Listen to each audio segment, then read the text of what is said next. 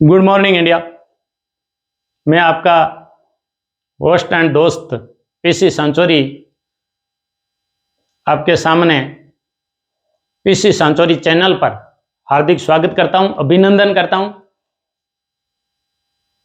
PC सांचौरी channel एक वो channel है जो आपको तोता मैना की तरह रटना छुड़वाती है और आपके मानस पटल पर, आपके मस्तिष्क पर एक मानचित्रों के माध्यम से भूगोल समझाने का प्रयास करता है। वो चैनल है पीसी सांचौरी चैनल। तो आइए हम आज बिना खर्चे की, बिना व्यय की एक ऐसे महाद्वीप की यात्रा करते हैं जो आज भी दुनिया के लिए बड़ा अनजान है और शोध का, अनुसंधान का विषय है। उस महाद्वीप की यात्रा करते हैं। वो महाद्वीप है हमारा अंटार्कटिक महाद्वीप। अंटार्कटिक महाद्वीप की यात्रा करने से पहले हम अंटार्कटिका कहाँ स्थित है, उसका क्या महत्व है, वो कौन से नंबर का क्षेत्रफल की दृष्टि से और जनसंख्या की दृष्टि से बड़े महाद्वीपों में शामिल किया जाता है।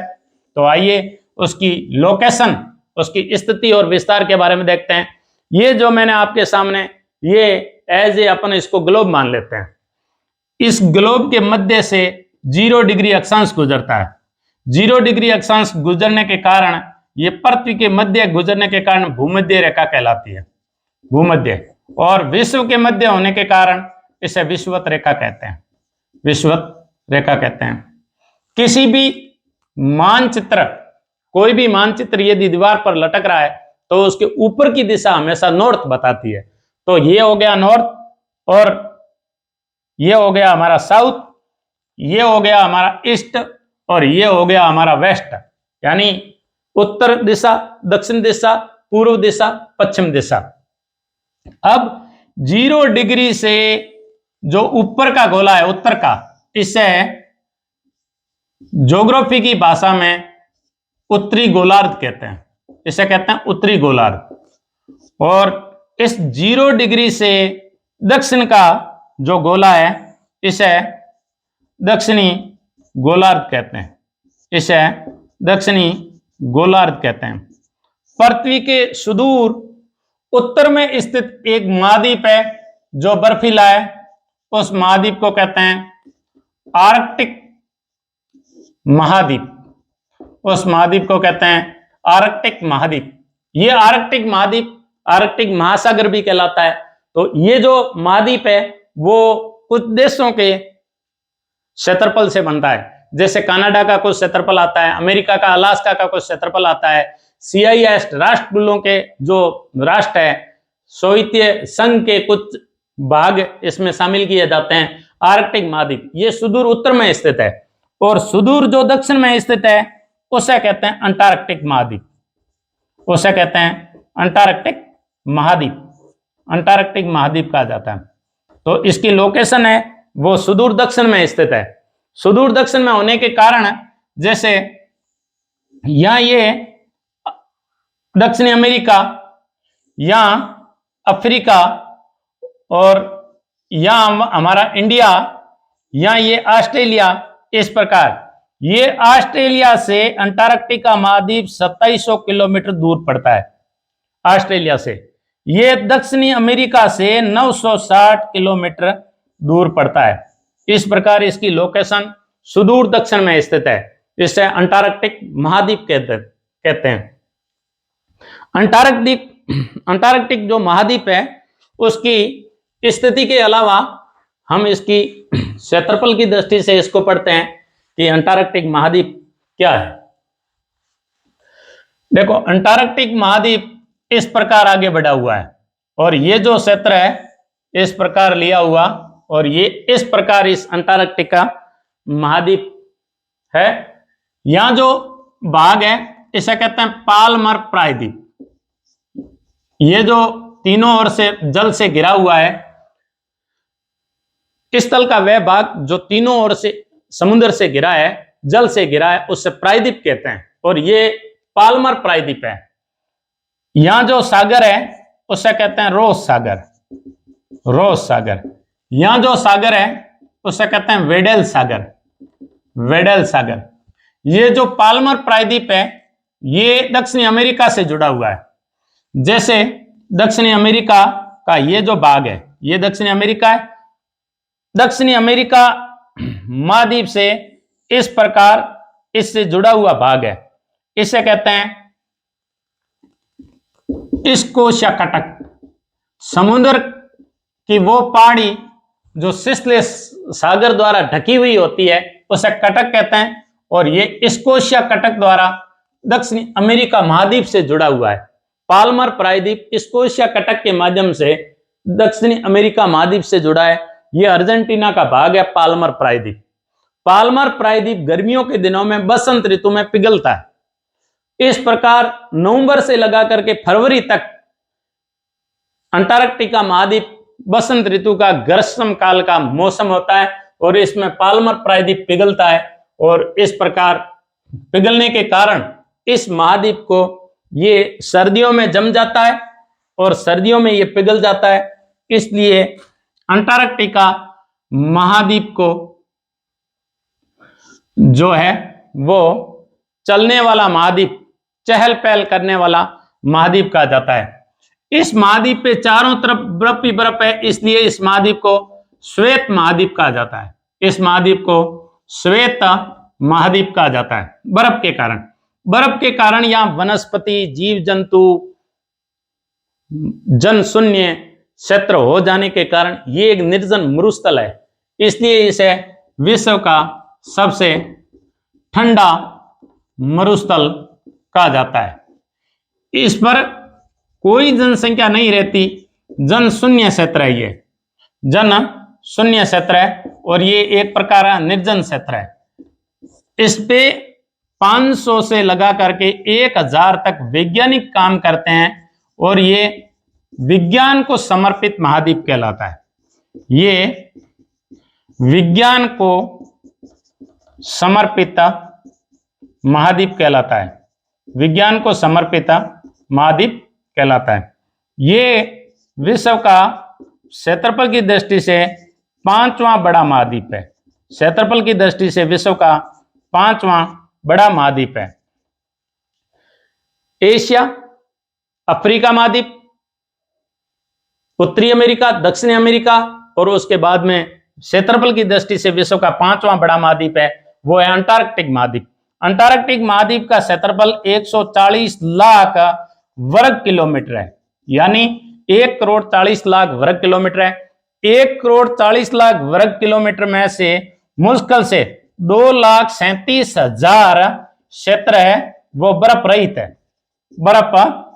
है, अर्थात केवल 2% भूमि बर्फ रहित है। केवल अंटार्कटिका महाद्वीप की 2% भूमि बर्फ रहित है, और 98% भूमि बर्फ से ढकी है, इसलिए इसे विश्व का श्वेत महाद्वीप कहा जाता है। विश्व का ठंडा होने के कारण ठंडा मरुस्थल कहलाता है, निर्जन क्षेत्र कहलाता है, जन शून्य क्षेत्र कहलाता है। विश्व में 1959 में एक संधि हुई थी। 1959 में एक संधि हुई थी। उस संधि के अनुसार देखो, 1959 में एक संधि हुई थी, उस संधि को कहते हैं अंटार्कटिक संधि। इस संधि को 1959 में हुई थी, इसे अंटार्कटिक संधि कहते हैं।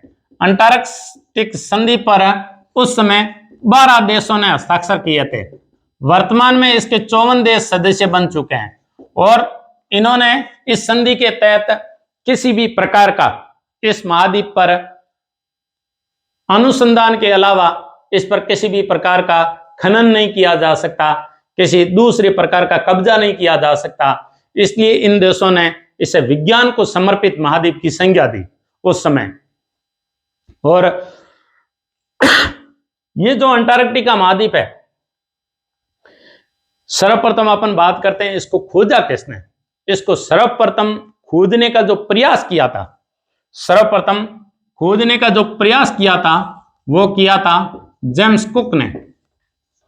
जेम्स कुक ने किया था। जेम्स कुक ने 3 चरणों में यात्रा की थी। 3 चरणों में यात्रा की थी। इन्होंने दूसरे चरण में इस अंटार्कटिका महाद्वीप की ओर कदम बढ़ाए। James cook James cook Britain का रहने वाला था, यूनाइटेड किंगडम का रहने वाला था, यॉर्कशायर में उसका जन्म हुआ। और जेम्स कुक वो नाविक था, वो मानचित्र बनाने वाला व्यक्ति था जिसने सर्वाधिक द्वीपों का खोजने का, ब्रिटेन के लिए सर्वाधिक द्वीप खोजने का दावा किया था जेम्स कुक ने। जैसे अपन पढ़ते हैं सैंडविच द्वीप है जो दक्षिण में स्थित है, दक्षिणी जॉर्जिया द्वीप जो जॉर्ज थर्ड के नाम पे उन्होंने खोजा, ब्रिटिश राजा थे जॉर्ज थर्ड, उनके नाम पे खोजा। उन्होंने हवाई द्वीप को खोजने का भी दावा किया और हवाई द्वीप पर उसने कब्जा करने की कोशिश की। तो इस प्रकार जेम्स कुक ने 3 यात्राएं की थी। न्यूजीलैंड को खोजने का श्रेय जेम्स कुक को जाता है, ऑस्ट्रेलिया को खोजने का श्रेय जेम्स कुक को जाता है। 1717 ईस्वी में उन्होंने ऑस्ट्रेलिया की यात्रा की थी और न्यूजीलैंड के उसने चारों ओर चक्कर लगाया था, वो व्यक्ति था जेम्स कुक। इस जेम्स कुक के सम्मान में जैसे न्यूजीलैंड के 2 भाग है, उत्तरी न्यूजीलैंड और दक्षिणी न्यूजीलैंड। उत्तरी न्यूजीलैंड और दक्षिणी न्यूजीलैंड के बीच में जेम्स कुक की खाड़ी स्थित है। ये इन्हीं के सम्मान में जेम्स कुक की खाड़ी नाम दिया गया। वो व्यक्ति थे जेम्स कुक। जेम्स कुक ने अंटार्कटिका महाद्वीप की तरफ कदम बढ़ाए थे, लेकिन ये जो अंटार्कटिका वर्त है, अंटार्कटिका वर्त को पार कर गए थे। अंटार्कटिका वर्त को पार किया था, लेकिन ये मुख्य भूमि तक नहीं पहुंचे थे। सर्वप्रथम ये अंटार्कटिका पे आए थे, लेकिन मुख्य भूमि को ये खोज नहीं पाए थे। ये अंटार्कटिका वर्त को, जेम्स कुक अंटार्कटिका वर्त को पार करके 71 डिग्री दक्षिणी अक्षांश और 10 मिनट ऊपर, 71 डिग्री और 10 मिनट दक्षिणी अक्षांश तक पहुंचे थे। दक्षिणी अक्षांश तक पहुंचे थे, लेकिन मुख्य भूमि तक ये नहीं पहुंचे थे। ये केवल अंटार्कटिक वर्त को पार कर पाए थे। अंटार्कटिका वर्त जो 67.5 डिग्री दक्षिणी अक्षांश कहलाता है। 67.5 डिग्री दक्षिणी अक्षांश अंटार्कटिक वर्त कहलाता है। 67.5 डिग्री अंटार्कटिका वर्त को पार करके ये 71 डिग्री और 10 मिनट दक्षिणी अक्षांश तक पहुंचे थे, लेकिन इससे आगे जेम्स कुक है वो नहीं पहुंच पाए। और इस प्रकार इन्होंने अपनी 3 यात्राएं की। 3 यात्राओं में भी ये अंटार्कटिका की मुख्य भूमि तक नहीं पहुंच पाए। उसके बाद में मुख्य भूमि की जो खोज है वो फेबियन वेलिंगसोसन ने की थी। ये जो व्यक्ति थे वो रशिया के रहने वाले थे। मुख्य भूमि की खोज। नेक्स्ट आता है अंटार्कटिका के मुख्य भूमि की खोज। अंटार्कटिका के मुख्य भूमि की खोज। मुख्य भूमि की खोज रूस के रहने वाले थे, रूस निवासी थे, जिनका नाम था फेबियन वेलिंगसोसन।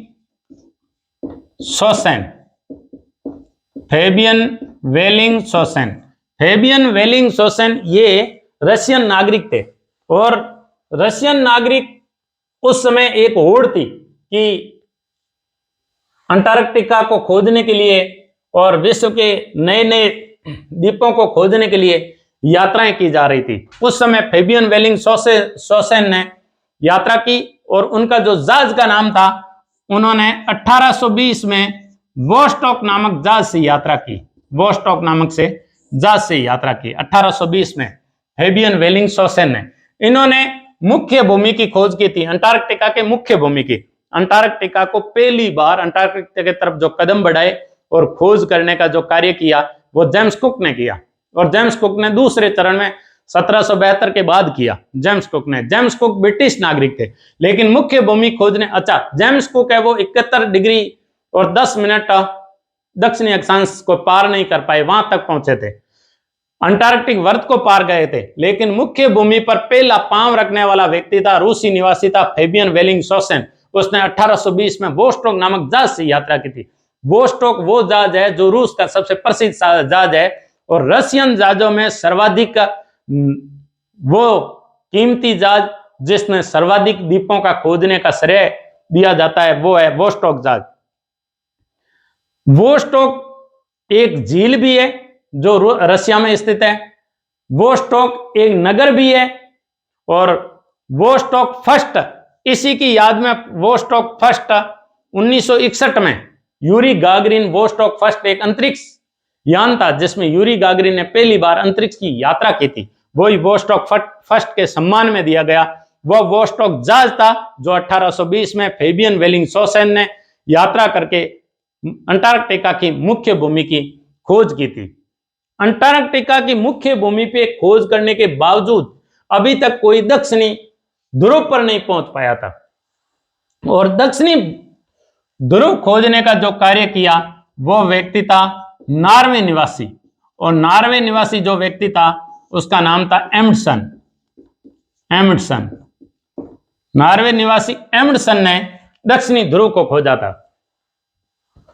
देखो ये हमारा अंटार्कटिका महाद्वीप, इस प्रकार हम अंटार्कटिका महाद्वीप को बनाते हैं।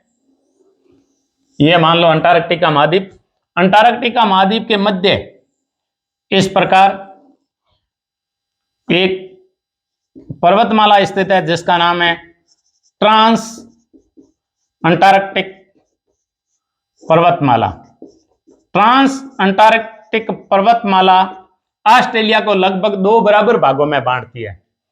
एक जो भाग है वो है पूर्वी अंटार्कटिक। ट्रांस अंटार्कटिक पर्वतमाला अंटार्कटिक महाद्वीप को 2 बराबर भागों में बांटती है, वो है पूर्वी अंटार्कटिक महाद्वीप, पूर्वी अंटार्कटिक महाद्वीप। पूर्वी अंटार्कटिक महाद्वीप के यहां स्थित है दक्षिणी ध्रुव। इस दक्षिणी ध्रुव पे, ये जो दक्षिणी ध्रुव पर सबसे पहले जो खोज की वो थे व्यक्ति एम्डसन, और एम्डसन जो व्यक्ति थे वो नॉर्वे निवासी थे। इन्होंने दक्षिणी ध्रुव की खोज की थी। और ये जो भाग है वो है पश्चिमी अंटार्कटिक, पश्चिमी अंटार्कटिक। पश्चिमी अंटार्कटिका का 1/3 भाग है, और पूर्वी अंटार्कटिका का 2/3 भाग है। इस प्रकार पश्चिमी अंटार्कटिक कम है, जो ट्रांस अंटार्कटिक पर्वतमाला से 2 बराबर भागों में बंटते हैं, तो पश्चिमी अंटार्कटिक कम क्षेत्रफल रखता है और पूर्वी अंटार्कटिक सर्वाधिक क्षेत्रफल रखता है।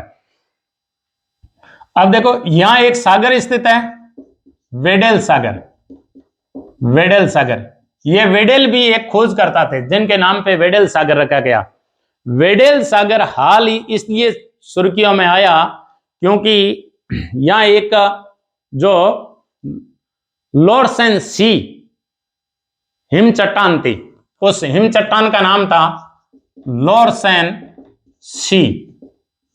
लोरसेन सी के अंदर एक हिम चट्टान टूटी, और ये हिम चट्टान इतनी बड़ी थी कि यहां से टूट करके अलग होकर के उत्तर की तरफ खिसकने लगी, और इसका लगभग क्षेत्रफल, इस लोरसेन सी हिम चट्टान का क्षेत्रफल 58,000 वर्ग किलोमीटर है।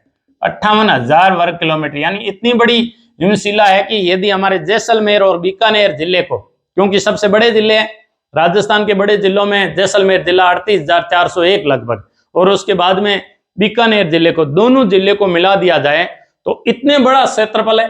इतने बड़े क्षेत्रफल की एक हिम चट्टान टूट करके जो लोरसेन सी हिम चट्टान है वो वेडेल सागर की तरफ खिसकी, और इस प्रकार जब ये हिम चट्टानें खिसकती है, हिम शैल खिसकते हैं, तो ये बड़े बड़े जहाजों को अपने चपेट में ले लेती है। इसी प्रकार आर्कटिक महासागर की ग्रीनलैंड के पास में स्थित कभी चट्टान हिम शैल है जो खिसकी, और जिनके कारण टाइटन नामक एक बहुत बड़ी दुर्घटना हुई। ऐतिहासिक हिस्टोरिकल ट्रेजेडी के अंदर आता है टाइटन, जो टाइटन पिक्चर में जो दृश्य भयंकर बताते हैं, हमारे रोंगटे खड़े हो जाते हैं। बड़े भयानक और डरावने दृश्य टाइटन के अंदर बताए गए हैं। तो वेडेल सागर में जो लोरसेन सी हिम चट्टान है वो 58,000 वर्ग किलोमीटर बड़ी है, और ये टूट करके इधर खिसकी है। तो इस प्रकार ये जो प्रायद्वीप है वो पाल्मर प्रायद्वीप है, जो मैंने अभी बताया कि पाल्मर प्रायद्वीप स्कोशिया कटक के द्वारा दक्षिणी अमेरिका से जुड़ा हुआ है। स्कोशिया कटक द्वारा दक्षिणी अमेरिका से जुड़ा हुआ है। अब बात आ गई कि जेम्स कुक ने पहली बार इस पर कदम रखे, उसके बाद में जेम्स कुक के बाद में सैमुअल वेलिंगशॉसेन ने 1820 में इसकी मुख्य भूमि खोज की। फिर मुख्य भूमि खोजने के बाद में भी अभी तक दक्षिणी ध्रुव तक कोई नहीं पहुंचा था। तो नॉर्वे का निवासी था एम्डसन। एम्डसन है वो सबसे पहले इस महाद्वीप के दक्षिणी ध्रुव पर जाने वाले व्यक्ति थे। तो इस प्रकार इस महाद्वीप पर, अंटार्कटिक महाद्वीप पर भारत का कौन सा व्यक्ति पहले गया था? जब ये बात आती है तो भारत का व्यक्ति गया था रामचरण जी। रामचरण जी अंटार्कटिका पर जाने वाले प्रथम व्यक्ति थे। अंटार्कटिका पहुंचने वाले प्रथम व्यक्ति थे। अंटार्कटिक पहुंचने वाले प्रथम व्यक्ति थे रामचरण जी, जो अंटार्कटिक पर पहुंचे थे। लेकिन जो इसका दक्षिणी ध्रुव है उस पर जाने वाले व्यक्ति थे डॉक्टर गिरिराज सिरोही। डॉक्टर गिरिराज सिरोही।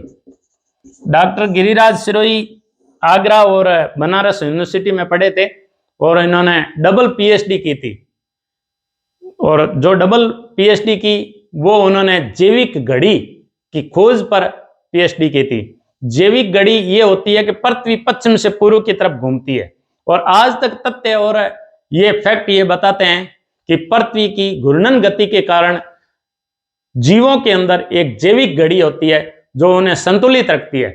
जैसे मानव रात को सोता है, दिन को कार्य करता है, जैसे वनस्पति के पौधे या वनस्पति के पत्ते रात को सिकुड़ जाते हैं और दिन को फूल जाते हैं, खिल जाते हैं। फूल दिन को खिल जाते हैं, रात को सिकुड़ जाते हैं। चूहे रात को जागते हैं, दिन को सोते हैं। ये एक जैविक घड़ी के माध्यम से होता है। तो ये जैविक घड़ी खोजने का कार्य हमारे डॉक्टर गिरिराज सिरोही ने किया था। ये अमेरिका के दल के साथ में अपने एक जापानी व्यक्ति के साथ में 3 व्यक्तियों के साथ में डॉक्टर गिरिराज सिरोही जो है अंटार्कटिका महाद्वीप पर खोजने गए थे और इन्होंने सबसे पहले अंटार्कटिका महाद्वीप पर ऐसे जो है सोयाबीन जो पौधा है उसे लेकर के गए और घूमने वाली मेज लेकर के गए। जो पृथ्वी पश्चिम से पूर्व घूमती है तो घूमने वाली मेज है वो पूर्व से पश्चिम घुमाई और उस पे इन पौधों की उत्पत्ति और जैविक घड़ी का पता लगाने वाला व्यक्ति था। सर्वप्रथम विश्व के अंदर जैविक घड़ी, मनुष्य के अंदर, जीवों के अंदर एक जैविक घड़ी होती है। इस जैविक घड़ी के माध्यम से जो प्रवासी पक्षी है वो हजारों किलोमीटर की दूरी तय करके जो प्रवास करके अपने अंडे दे करके जनन क्रिया करके अपने नई जनन संतति के साथ में उड़ करके वापस अपने मूल स्थान पर जाते हैं और वो यहाँ पर्यावरण के अनुकूल कैसे हो जाते हैं। इस प्रकार जैविक घड़ी के माध्यम से पता लगाने का कार्य डॉक्टर गिरिराज सिरोही ने किया। डॉक्टर गिरिराज सिरोही ने जो जैविक घड़ी की खोज की उसके माध्यम से आने वाली पीढ़ियां जो ध्रुवीय प्रदेश में उगने वाली वनस्पतियों को उष्ण कटिबंधीय क्षेत्रों में और उष्ण कटिबंधीय फसलों को ध्रुवीय क्षेत्रों में, शीतोष्ण कटिबंधीय क्षेत्रों में उगाया जा सकेगा और उनके अनुकूल बनाया जा सकेगा। तो इस प्रकार डॉक्टर गिरिराज सिरोही ने जीवों के अंदर जैविक घड़ी का पता लगाया, वो अंटार्कटिका महाद्वीप पर लगाया। अंटार्कटिका महाद्वीप पर डॉक्टर गिरिराज सिरोही ने जैविक घड़ी का पता लगाने के कारण अमेरिका के जो विज्ञान से संबंधित मंत्रालय है उन्होंने सिरोही पॉइंट एक स्थान घोषित किया। वो हमारे अंटार्कटिका पर्वत महाद्वीप पर, अंटार्कटिका महाद्वीप पर सिरोही पॉइंट डॉक्टर गिरिराज सिरोही के सम्मान में स्थापित किया गया। तो ये हमारे भारतीयों के लिए बड़ी गर्व की बात है कि भारत का पहला व्यक्ति डॉक्टर गिरिराज सिरोही जिसने दक्षिणी ध्रुव की यात्रा की। भारत का पहला व्यक्ति जिसने अंटार्कटिका की यात्रा की वो रामचरण जी थे जिन्होंने अंटार्कटिका की यात्रा की। लेकिन भारत का पहला व्यक्ति जिसने दक्षिण ध्रुव की पर कदम रखे वो थे डॉक्टर गिरिराज सिरोही। डॉक्टर गिरिराज सिरोही को जैविक घड़ी का पता लगाने के कारण इन्हें अमेरिका जैसे देश ने इनके नाम पर अंटार्कटिका महाद्वीप पर एक स्थान का नाम दिया जिसे सिरोही पॉइंट कहा जाता है। तो इस प्रकार सिरोही पॉइंट इन्हीं डॉक्टर गिरिराज सिरोही के सम्मान में स्थापित किया गया पॉइंट है। तो इस प्रकार श्वेत महाद्वीप और विज्ञान को समर्पित महाद्वीप अंटार्कटिका पर भारत के खूब सारे अनुसंधान केंद्र भी स्थित है। उन अनुसंधान केंद्र की बात करते हैं।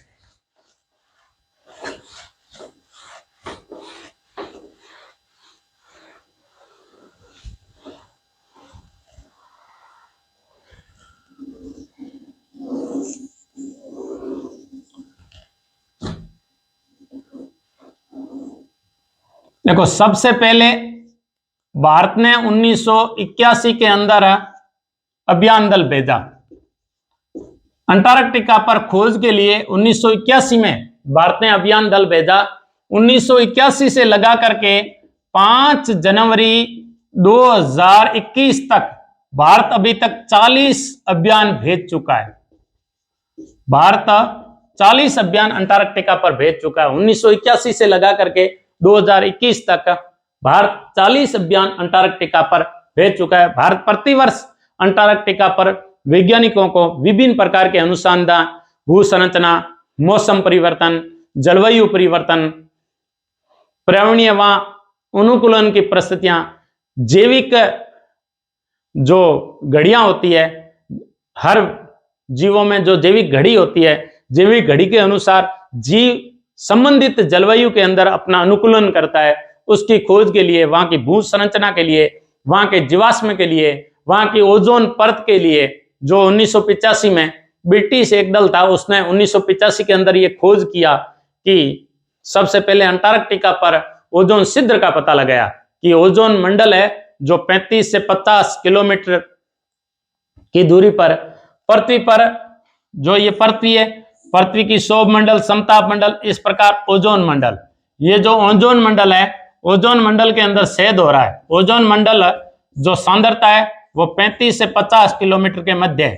तो इस प्रकार पृथ्वी की परत में जो ओजोन मंडल के अंदर एक बड़ा होल खोजा गया, वो 1985 में एक ब्रिटिश दल ने खोजा था और वो अंटार्कटिका महाद्वीप पर खोजा था। तो इस प्रकार के शोध और अनुसंधान कार्य करने के लिए प्रतिवर्ष भारत 1981 से अभियान भेज रहा है और 2021 तक 40 अभियान भेज चुका है। 40वां अभियान 43 सदस्यीय था। जी हाँ, 43 सदस्यीय था। तो 43 सदस्यों का दल 40वें अभियान के रूप में 5 जनवरी 2021 को भेजा जाता। भारत ने 1981 के बाद में 1984 में यहां एक अनुसंधान केंद्र स्थापित किया जिसका नाम था दक्षिणी गंगोत्री। दक्षिणी गंगोत्री के बाद में 1987 में भारत ने एक दूसरा अनुसंधान केंद्र स्थापित किया जिसका नाम था मैत्री। दक्षिणी गंगोत्री और मैत्री ये क्वीन मोड नामक भूमि पर स्थित है। क्वीन मोड एक ऐसे पर्वतमाला भी है और इस प्रकार क्वीन मोड पर्वतमाला पर स्थित है। क्वीन मोड पर्वतमाला के पास में भारत ने अपनी तरफ से नाम रखा जिसका नाम था इंदिरा शिखर। इंदिरा शिखर के पास में सर्वप्रथम 1984 के अंदर दक्षिणी गंगोत्री स्थापित किया गया। 1987 में मैत्री अनुसंधान केंद्र स्थापित किया गया। 1987 के बाद 18 मार्च 2012 को भारत ने यहां 18 मार्च 2012 को भारत ने एक नया अनुसंधान केंद्र स्थापित किया जिसका नाम था भारती। यहां एक खाड़ी स्थित है, उस खाड़ी का नाम है पिट्स बे के पास में भारत ने भारती नामक अनुसंधान केंद्र स्थापित किया 2012 में। 18 मार्च 2012 में पिट्स बे के पास में स्थापित किया। ये लार्समन हिल्स, ये जो यहाँ एक पहाड़ी स्थित है जिसका नाम है लार्समन हिल्स। इस प्रकार लार्समन हिल्स में भारत ने अपना तीसरा अनुसंधान केंद्र स्थापित किया। पहला है 1984 दक्षिणी गंगोत्री, दूसरा है 1987 मैत्री। ये क्वीन मोड पर्वतमाला के पास में इंदिरा शिखर के पास में स्थित है। जो मैत्री है, ये मैत्री और भारती के बीच में 3000 किलोमीटर की दूरी है। 3000 किलोमीटर की दूरी है। इस प्रकार तीसरा अनुसंधान केंद्र भारती स्थापित किया गया जो पिट्स बे के पास में लार्सन हिल्स में, यह 18 मार्च 2012 को स्थापित किया गया। दक्षिणी गंगोत्री तूफान से बर्फ से नष्ट हो चुका है। वर्तमान में केवल 2 ही अनुसंधान केंद्र कार्यरत है। वो है हमारा दक्षिणी गंगोत्री के बाद में जो नष्ट हो गया, तो 2 रहे हैं, वो है मैत्री और लार्समन हिल्स। भारत के जो जीव विज्ञानी है और वन्य जीव संस्थान है, वन्य जीव संस्थानों ने वहां अंटार्कटिक महाद्वीप में जो पक्षियों की एक प्रजाति रहती है पेंगुइन, पेंगुइन के 800 ऐसे घोंसलों की खोज की है जो वो एक जगह जाकर के ब्रीडिंग करते हैं। तो इस प्रकार उन्होंने एक ब्रीडिंग स्थल का पता लगाया है जो 800 घोंसलों में स्थित है और पेंगुइन वहां जाकर के ब्रीडिंग करता है। पेंगुइन के अलावा जो अंटार्कटिक महाद्वीप पर जो पक्षी स्थित है वो है अल्बाट्रोस और पेट्रल। ये समुद्री पक्षी है, एक का नाम है अल्बाट्रोस और दूसरा समुद्री पक्षी है उसका नाम है पेट्रल। अल्बाट्रोस और पेट्रल और पेंगुइन ये 3 पक्षियों की प्रजाति है और अल्बाट्रोस और पेट्रल ये विशेषकर समुद्री पक्षी है जो समुद्र के अंदर जीवों को खाते हैं और उड़ान भरते हैं। इसके अलावा यहां एक विशेष प्रकार की मछली भी है जो झींगा जैसी मछली है, उस मछली का नाम है क्रिल मछली। इस क्रिल मछली से विभिन्न प्रकार के उत्पाद बनाए जाते हैं और झींगा जैसी है। आने वाले समय में सबसे ज्यादा यदि किसी की उत्पत्ति और उत्पादन किया जा सकता है तो वो क्रिल मछली का किया जा सकता है जो झुंडों में रहती है। क्रिल मछली है वो झुंडों में रहती है। इस प्रकार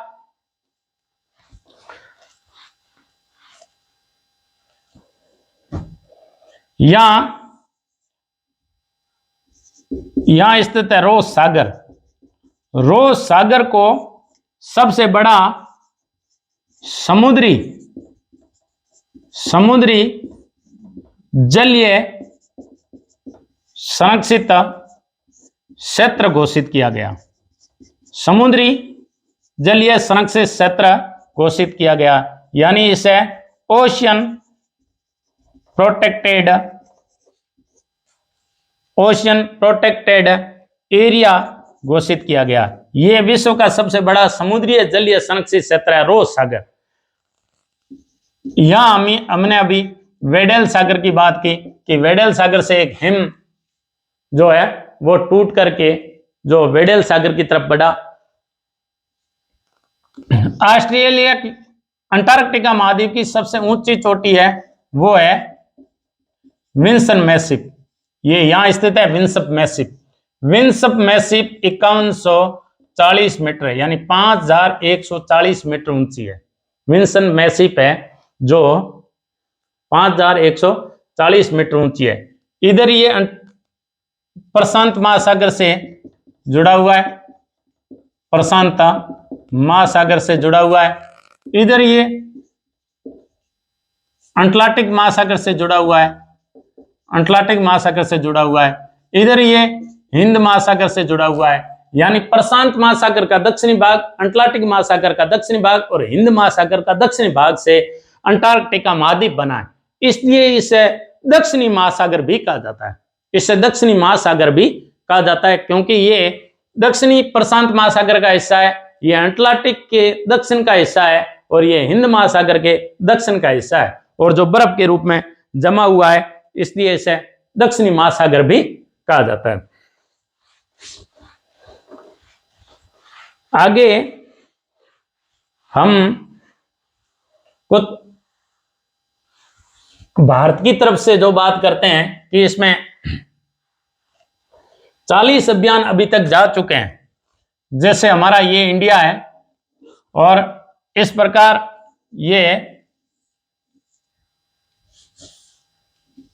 दूर स्थित है यहां अंटार्कटिका। यहां इंडिया का एक राज्य है गोवा। गोवा में 2 नदी बहती है, एक नदी बहती है जुआरी और दूसरी नदी बहती है मांडवी। मांडवी और जुआरी नदी के किनारे गोवा का एक महत्वपूर्ण नगर है जो भारत की खोज करने वाला वास्को डी गामा के नाम पर है। वास्को डी गामा में national centre for Antarctica and ocean research centre स्थित है जिसे केंद्रीय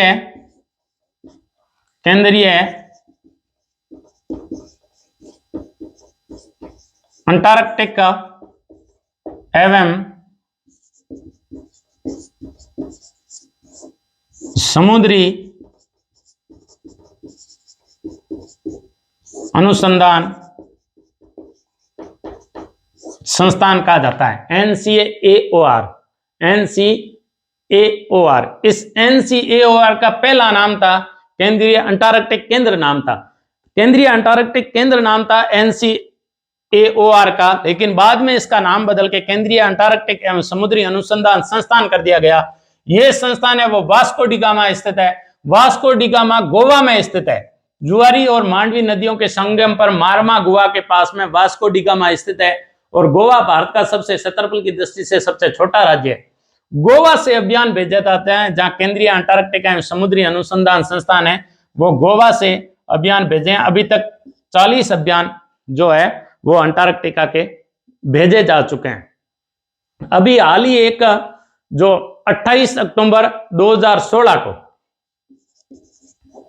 28 अक्टूबर 2016 को जो जैसे ये ऑस्ट्रेलिया का दक्षिणी राज्य तस्मानिया की राजधानी है होबार्ट के अंदर एक मीटिंग हुई थी और उस मीटिंग का नाम था commission for the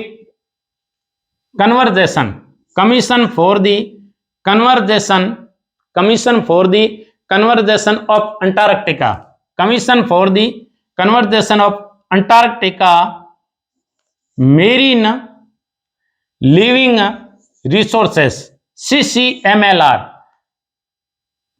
convention for the conservation of marine living resources. इसकी मीटिंग वो हुई थी 28 अक्टूबर 2016 को, जिसके अंदर ही रोस सागर है, उस रोस सागर को सबसे बड़ा समुद्री जलीय संरक्षित क्षेत्र घोषित किया गया। समुद्री जलीय क्षेत्र घोषित किया गया। 5140 इसकी सबसे ऊंची चोटी है, वो है विंसन मैसिव अंटार्कटिका की सबसे ऊंची चोटी है।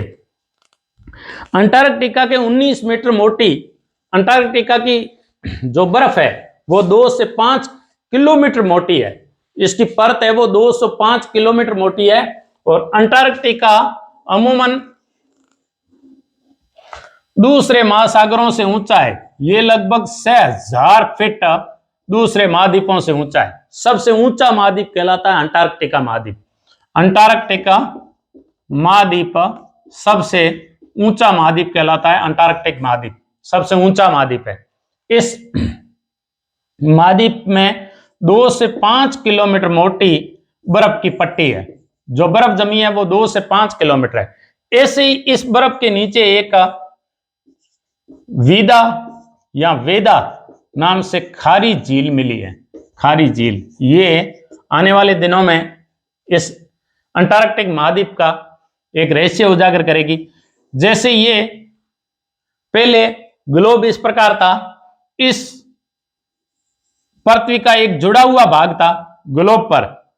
पृथ्वी शुरुआत में पृथ्वी के महाद्वीप आपस में जुड़े हुए थे। ऐसे जुड़े हुए महाद्वीप को पेंजिया कहा जाता था, पेंजिया। और कालांतर में जब पेंजिया टूटा तब इसके बीच में और इस पेंजिया के चारों ओर एक सागर था जिसका नाम था पैंतालासा सागर। देखो रटना नहीं है, कोई पेंजिया था, पेंजिया के चारों ओर पैंतालासा सागर था। ये जो पैंतालासा सागर है, जब ये पेंजिया टूटा तो ये उत्तरी भाग बन गया। उत्तरी भाग को अंगारा लैंड कहा गया। जो भूमि का खंड, जो महाद्वीप पेंजिया महाद्वीप था, उसका जो उत्तरी भाग टूटा वो अंगारा लैंड बन गया। और जो दक्षिणी भाग टूटा वो गोंडवाना लैंड बन गया। दक्षिणी अमेरिका, अफ्रीका, अंटार्कटिका, ऑस्ट्रेलिया, दक्षिणी भारत, ये सारे गोंडवाना लैंड के भाग हैं। इसी प्रकार हमारा अंटार्कटिका विश्व का 5वां बड़ा महाद्वीप, ये भी गोंडवाना लैंड का भाग है। इस प्रकार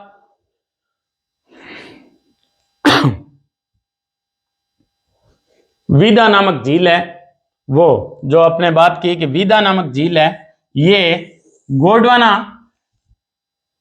जो गोंडवाना लैंड है उसका रहस्य खोजेगी। ये इस महाद्वीप की सबसे खारी झील है। अंटार्कटिका महाद्वीप की खारी झील है वो वीदा झील है। अंटार्कटिका महाद्वीप पर वोस्टॉक नाम से एक झील भी है। वोस्टॉक नाम से एक मीठे पानी की झील भी है। वीदा नामक झील है वो खारे पानी की झील है। भारत सरकार ने एक नया अधिनियम पारित किया गया जिसे इंडियन अंटार्कटिका बिल कहा जाता है। इंडियन अंटार्कटिका बिल कहा जाता है।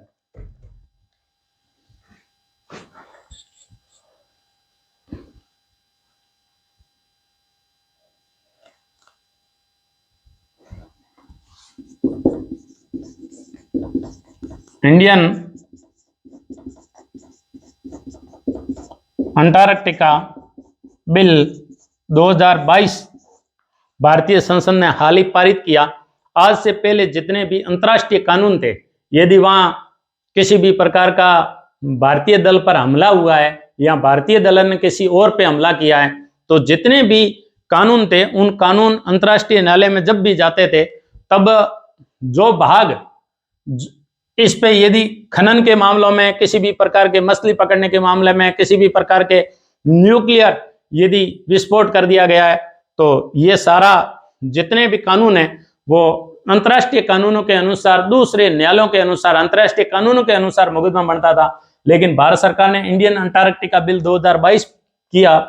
इंडियन अंटार्कटिका बिल 2022 है, इसके अंदर यदि वहां कोई न्यूक्लियर विस्फोट करता है तो उसे 20 साल की सजा हो सकती है और करोड़ों रुपए का जुर्माना लग सकता है। यदि वहां खनन क्षेत्र किया है, क्योंकि वो खनिजों का भंडार है, वहां सोना, चांदी, प्लेटिनम और कोयला क्षेत्र और पेट्रोलियम के अथाह भंडार पाए गए हैं, इसलिए अंटार्कटिका पर नॉर्वे, रसिया, अमेरिका अपना अपना दावा करता है। लेकिन 1959 संधि के अनुसार इसे विज्ञान के लिए समर्पित महाद्वीप घोषित कर दिया गया है। इस महाद्वीप पर यहां एक पर्वतमाला स्थित है जिसे माउंट एरेबस या माउंट एरबुस पर्वतमाला कहते हैं। ये इस महाद्वीप की एकमात्र सक्रिय ज्वालामुखी है। एकमात्र सक्रिय ज्वालामुखी है।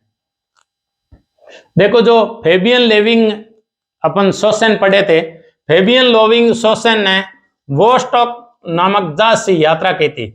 अभी हाल ही वोस्टॉक चर्चा में रहा। वोस्टॉक 2022 रूस के द्वारा एक सैन्य अभ्यास था जो 50,000 सैनिकों ने, 15 देशों के सैनिकों ने 50,000 सैनिकों ने रशिया के अंदर, जिसमें भारत भी भाग लेने वाला था, लेकिन अमेरिका को नाराज नहीं करने के कारण उसने इस अभ्यास को छोड़ना मुनासिब समझा।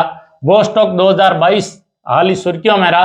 वो रूस, भारत और 15 देशों के बीच में होने वाला एक सैन्य अभ्यास था। तो इस प्रकार वोस्टॉक भी सुर्खियों में रहा, माउंट एरबस भी सुर्खियों में रहा, और यहाँ की विंसन मैसिप जो सबसे ऊंची चोटी है 5140 मीटर, ये भी सुर्खियों में रही। तो इस प्रकार खूब सारे क्वेश्चन पूछे गए हैं कि श्वेत महाद्वीप किसे कहते हैं, विज्ञान को समर्पित महाद्वीप किसे कहते हैं, अंटार्कटिक महाद्वीप की सबसे ऊंची चोटी कौन सी है, जैसे विंसन मैसिप है।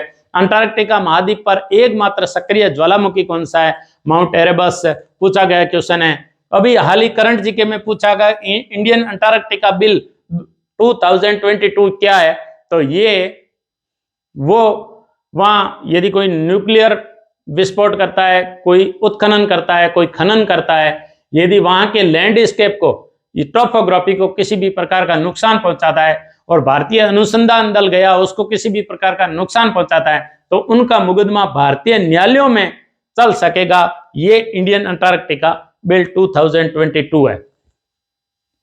और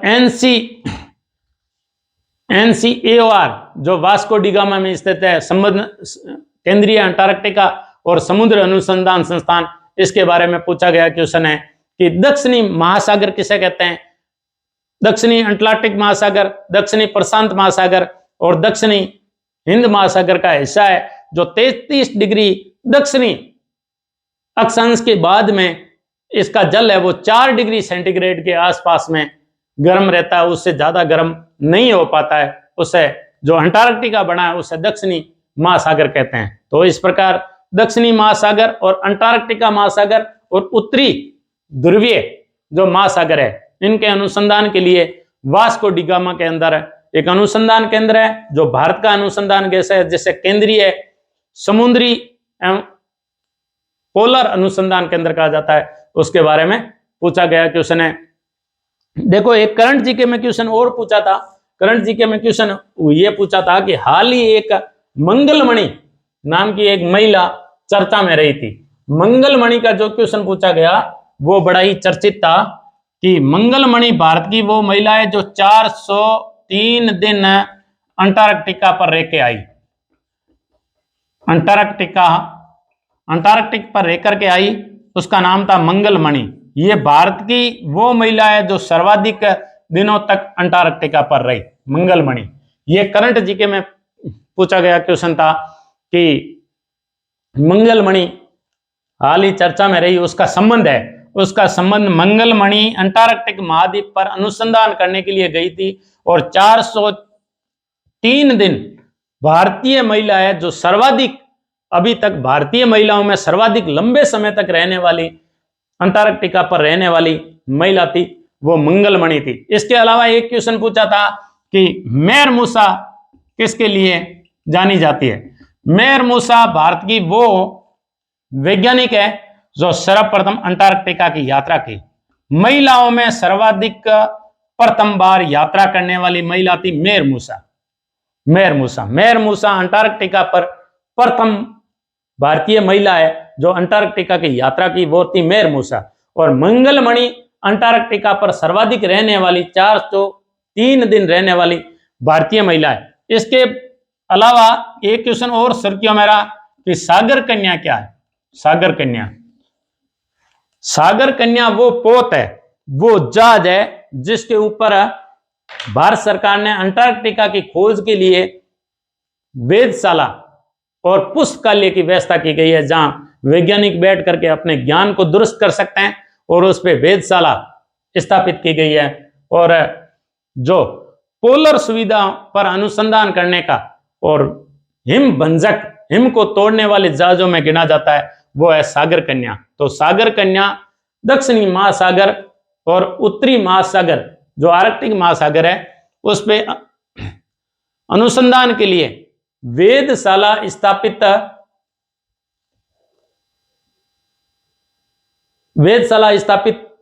की गई है सागर कन्या पर, और उस पे एक बड़ा पुस्तकालय भी है जो इन ध्रुवीय महाद्वीपों की खोज का ज्ञान दुरुस्त करवाने का कार्य करती है, वो है सागर कन्या। तो इस प्रकार आइसोट्रेस लेबोरेटरी भी जो पूछा गया क्वेश्चन है कि आइसोट्रेस लेबोरेटरी का हाल ही उद्घाटन कब हुआ।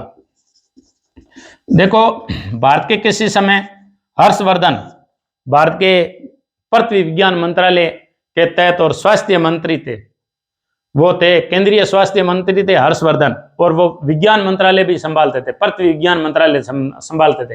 पृथ्वी विज्ञान मंत्रालय के अधीन वही मैंने अभी बताया कि वास्को डी गामा के अंदर हर्षवर्धन ने उस समय तत्कालीन जो विज्ञान मंत्रालय संभाल रहे थे हर्षवर्धन, ये दिल्ली से आते हैं और दिल्ली में चांदनी चौक से जीत के आते हैं, जो कपिल सिब्बल के सामने ये जीत के आए थे। कपिल सिब्बल के सामने सर्वप्रथम जो है वो रायबरेली से खड़ी होने वाली एक महिला जो बीजेपी सांसद है स्मृति ईरानी, वो थे, और उसके बाद में हर्षवर्धन जीत कर गए थे। तो इन्होंने एक आइसोट्रेस लेबोरेटरी का उद्घाटन किया था। आइसोट्रेस